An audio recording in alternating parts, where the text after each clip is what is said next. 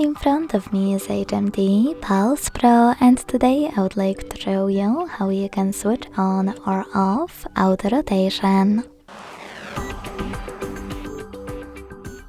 Begin by launching tab menu and looking for auto rotate shortcut.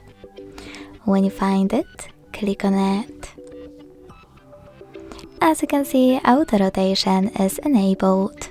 If you want to turn it off, click on the same shortcut again. If you want to, you can also just go into Devices Settings and click on Display section. Then scroll down and use this switcher next to Auto Rotate screen to manage it. Thanks so much for watching. If you enjoyed this video, leave a like, comment and subscribe. Bye!